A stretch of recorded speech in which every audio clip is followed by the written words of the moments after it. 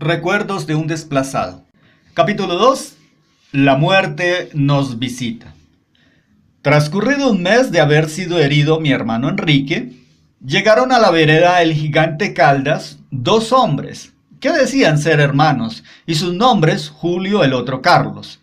Este último, Carlos, tenía en verdad cara de malo, y por las ventanas de sus ojos se podía ver la muerte, una mirada que daba escalofríos. Ambos altos y delgados, traían siempre en sus cinturas, dentro de sus vainas, machetes de marca Gavilán, de esas que se doblan de punta a punta que sirven para la pelea. Julio, que era amable, se ganó la confianza de la familia. Nos traía dulces, varias cosas de comer y nos narraba historias y cuentos. En el campo en ese entonces, y como es de costumbres, los hombres confían en los hombres. Se abre la puerta de la muralla y sigue con la puerta de la casa. Se atendían muy bien a los visitantes y en pocos días eran amigos de la familia, y el menesteroso en sus pocos recursos es hospedador, distribuye en su escasez y saca abundancia y abrigo y comida a los peregrinos visitantes. Y ellos, los visitantes, acaban por recibir los privilegios igual que un familiar. En nuestras mentes no cabía lo mínimo de malicia o sospecha del pensamiento de estos dos hombres, de aguardar silenciosa y solapadamente la llegada de Enrique para finalizar el trabajo empezado. Aguardaban como atalayas, con el firme anhelo de darle muerte a Enrique, y de paso ya había sentenciado a toda la familia, grandes y pequeños, al exterminio. La oveja negra, Enrique, traería la desgracia macabra, al sacrificio las vidas humanas, al matadero, rumbo a la carnicería, como ovejas confiados, acecha el mal cuando la guardia duerme. ¿Por qué? ¿Acaso se juzga y condena al inocente a una prisión o a la muerte? En esos días, en nuestra infancia, y con tristeza debo admitirlo que también lo hay en estos días, para nosotros lo más esperado era el domingo por la tarde. En la mañana mi madre ensillaba la yegua y partía rumbo al pueblo de Guarinocito. Lloviera o relampagueara, ella muy firme en su propósito de vender el limón o los gramos de oro, y así poder traer la comida a sus 3 polluelos. Al llegar a la tarde, los 3 menores, Yolanda, Eduardo y yo, caminábamos hasta subir la loma próxima, y allí de pie se observaba un vasto campo nutrido por los variados colores verdes, y en lo alto, por encima, un vasto cielo celeste, navegado por barcos de copos de nieves blancos, perdiéndose en el horizonte, meditabundos y exhortos. En aquel paisaje esperamos, en la distancia, donde el ojo no puede contemplar, apareciera la figura de un jinete, o sea, mi madre. Ese día venía mi madre montada en la yegua, y cerca venía caminando mi hermana Amparo y un joven que no conocíamos. Su apariencia era citadina. Y en el camino de este joven miró a Amparo y debió llamarle la atención, y pensó acercarse y hablarle. El joven tenía aproximadamente unos 18 años. Estaba recién llegado a la vereda. Sus familiares vivían en una finca a 1 hora de camino. Amparo, mi hermana, desde que tengo uso de razón, siempre ha sido la que ha unido a la familia, esforzada en trabajar con el propósito de enviarnos alimentos, ropa. De lo más profundo de mi ser la quiero. Ese mismo día recibimos lo más anhelado, el pan. ¡Qué manjar tan delicioso! Se comía cada 8 días. Como era de esperarse, mi madre había llegado cansada de largo viaje, trayendo las pocas provisiones que en el abandono, sin tierras propias y la distancia de la civilización, se obtiene el alimento para la supervivencia. Esa noche se despidió dando a todos la feliz noche y se dispuso con ansia a descansar en la humilde habitación custodiada por sus ángeles, que veneraba, o mejor dicho, idolatraba. Esa noche transcurría como cualquier otra. La fragancia que traía la brisa del río, el concierto de los grillos acompañado del canto de tambor de las ranas y uno que otro pájaro que chillaba siendo atrapado por alguna culebra. Con Eduardo y Yolanda nos quedamos escuchando lo que hablaba Amparo y el joven. Y a eso de las 8 de la noche, aquel joven dijo que tenía sed. Yolanda muy amablemente buscó una totuma, sacó agua de una caneca. El joven dio las gracias y bebiendo el agua dijo: hoy llegaré en la madrugada a casa. No sé por qué recuerdo estas palabras. No podemos asegurar nada en nuestra efímera existencia. Donde menos buscamos, hallamos la muerte. En esos momentos llegaron los dos hombres, Julio y Carlos, y sin decir palabra alguna, sacaron de sus vainas las machetas y avanzando, empujando a su paso a mi hermana Amparo, que se había atravesado en el camino, los ojos de aquellos hombres estaban fijos en aquel joven citadino, lo miraban con rabia y desprecio. No salíamos del asombro. Yo había escuchado a mi hermano Miguel, un hombre creyente de Dios y creyente de su mensaje de buenas nuevas de salvación, que decía que en momentos difíciles clamara a Dios, y a mis 7 años de edad repetía en mi mente: oh Dios mío, oh Dios mío, Dios mío, ayúdame. Ni siquiera comprendíamos lo que estaba pasando, pues la reacción fue proteger a este joven. Todos los 4, Eduardo, Yolanda, Amparo y yo, nos acercamos al joven para protegerlo de aquellos 2 hombres sudorosos que se asemejaban a perros rabiosos, rogando a gritos, con el pánico en la voz, que no le fueran a hacer daño. Carlos, con la mano derecha, sostenía la macheta. Con la otra mano nos golpeaba. La macheta resplandecía en lo alto a la luz tenue de una esperma. Cayendo con todas las fuerzas de su brazo y cuerpo, propinando un golpe seco en la cabeza de aquel joven. Se escuchó un sonido agudo y opaco de un quejido mientras su cuerpo se desplomaba en el suelo.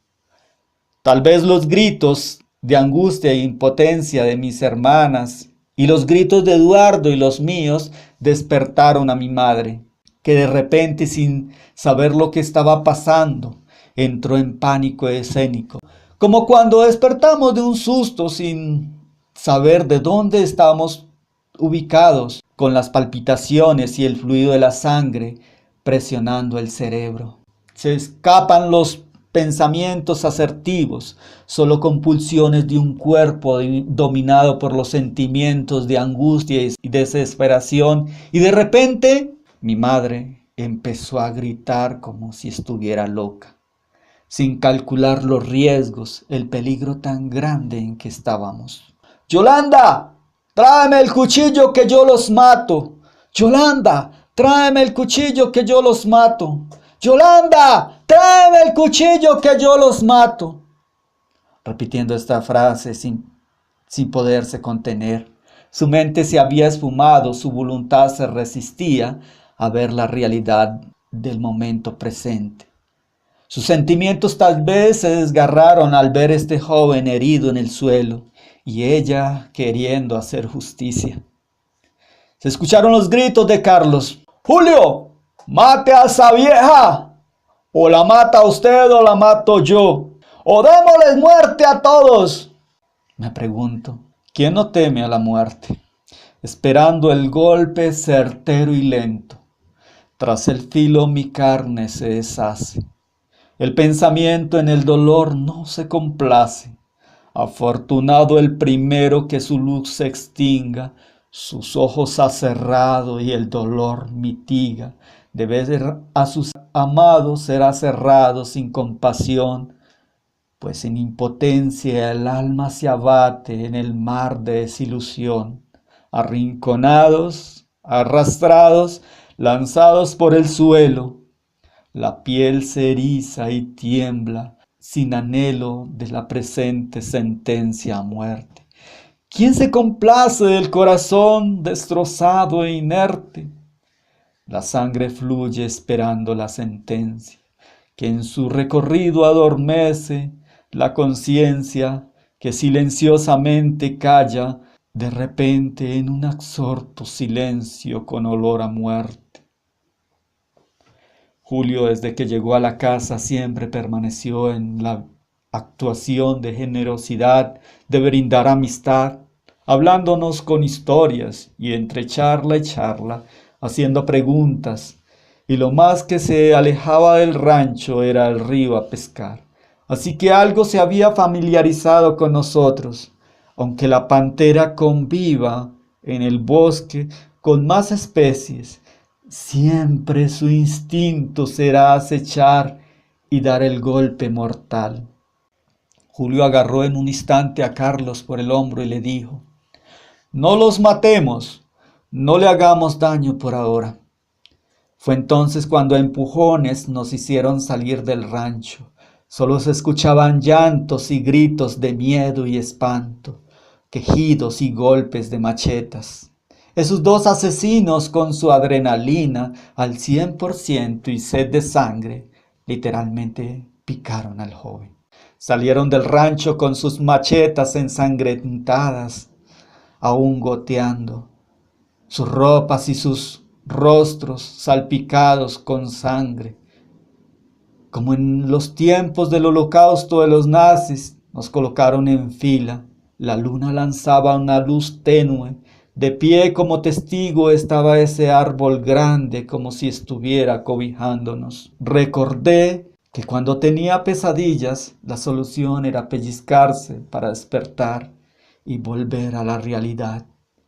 Y así lo hice y comprobé que ese momento era real.